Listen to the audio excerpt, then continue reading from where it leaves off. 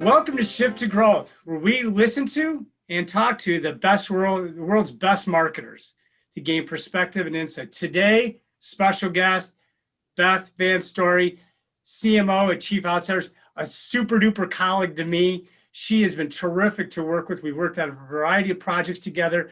She's super smart, super passionate, and a team player. The audience gets to know about Beth is she's a finance degree from University of Virginia, MBA from Northwestern. So she gives that 360-degree perspective on marketing and your entire business, which is really unique, and she does a great job. She's worked with huge brands, Office Depot, Bell Atlantic, and the Weather Channel. Plus, I'm sure I'm missing more, Beth, but you are a rock star in my life, and I really appreciate you for what you do and how you treat your clients. Tell us a little bit about yourself, and then we'll get going. Sure. Well, I did my time in big companies like many of us, but then focused in the startup world for a long time. So I ran a startup and I was the number 2 at a startup, venture-backed, angel-backed, and have consulted to a bunch. And now I'm sort of in that hybrid world. So I've got a mix of a huge client that I work on with you, and then a couple much smaller and one in the middle. So it's been, my career's really been about that whole range of businesses. But one of the themes over the past really 2.5 decades, I would say, has been about leveraging technology to either create a new product, enter a new channel, or create a whole new company. So I'm always looking at what's going on in technology and how can you use it to make a better customer experience, drive more efficiencies, et cetera. And there's a lot going on there, as you know. Really good. I love the word range. There's a book by David Epstein about range and how important it is to have different experiences and different links. Because I know you're a life learner too, and that brings a lot of value to your clients. So now, 3 questions. 1, and I ask everybody this, what trends are affecting the marketplace? 2, what's a cool project you're really excited about? And then 3, we'll ask about a cool app, and then we'll finish up here in 5 minutes or so. So first, what trends do you see out there affecting the marketplace and your clients? Well, and I wrote about this early in the year. Of course, with retail, it got blown up in 2020, and COVID changed everything. And what's important to take away, I think, is not just what happened last March, April, May, June, but the residual effects of that, and also the ongoing changes. I was just reading this morning in one of my daily newsletters I read. And by the way, if people don't read the Morning Brew or the Skim, I really like both of those. They come with a little side of snark, not too snarky, but they're kind of fun and you can just get things quickly. But anyway, I was reading that 20% of Google's employees are probably never going back to in the office. So there's just been profound effects on many industries and also in how we communicate. I was having a call yesterday with a guy I used to work with. I hadn't talked to him in several years.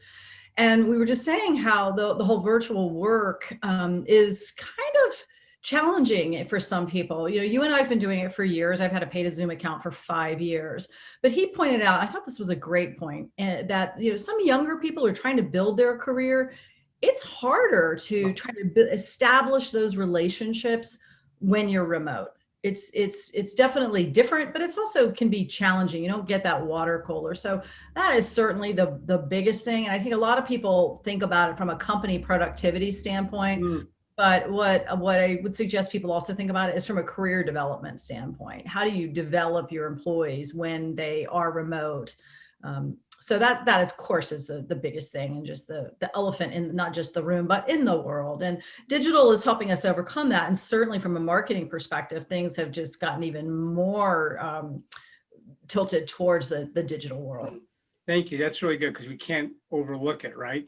There's an article, and I know you took some classes at Harvard, but there's a HBR article about the 9 trends of employment.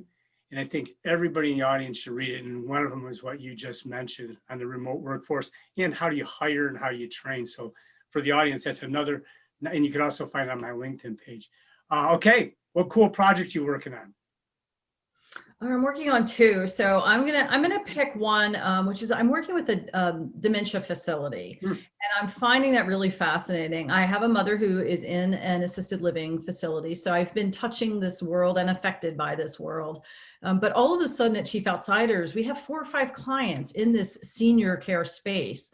So all of us CMOs who are working on these have kind of come together, and we're just starting to look at this landscape, because the reality is the baby boomers like you and I, and we might be at the tail end, but we're still boomers, are aging. And this is I think, going to be an explosive industry. And there's so many players in it, and so many people doing really bad things, and a few doing really good things. So I'm learning about that industry, and that's fascinating to me. One of our partners at the firm shared an article which was just terrific, and it was about the types of the language you use. So instead of saying something like afflicted with dementia, you say a person living with dementia.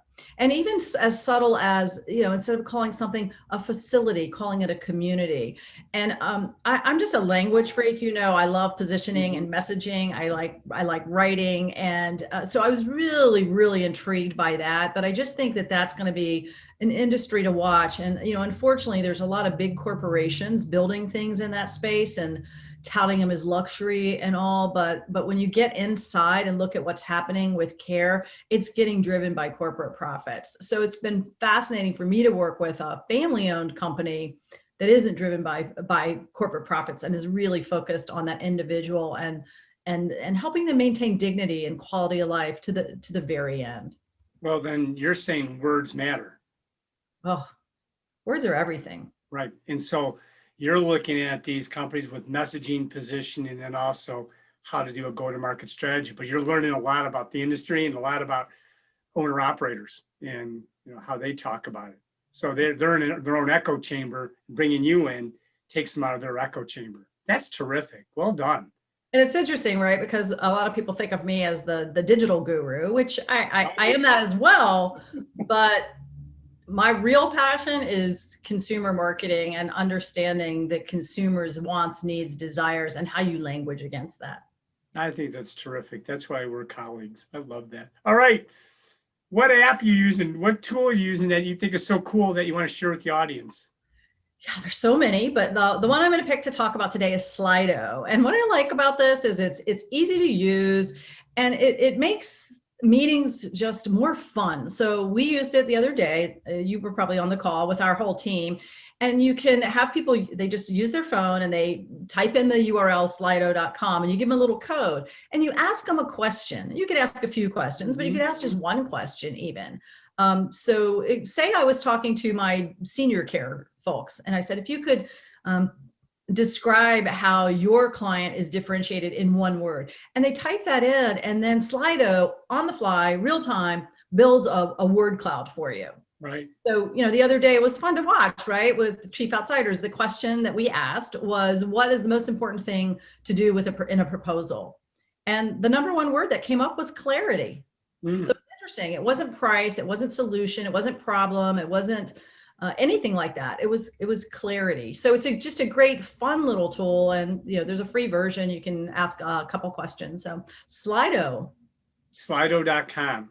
Slido.com. That's interesting. Thank you. And I did enjoy that, putting it on my my mobile, and was able to participate. And I love the word clouds because you can see then kind of where everyone's coming from. Yeah, it's visual. It's fast. Yeah. And hey, guess what? It's words. Well, Beth, thank you for being on Shift2Growth and really helping other marketers be at their best. I appreciate your passion, your experience, and you do make a difference in your community, because I know what you do outside of work and inside the Chief Outsiders community. And when I always finish this, saying to everyone, be curious, be creative, and challenge the status quo for growth. Thanks, Beth. Thank you, Don.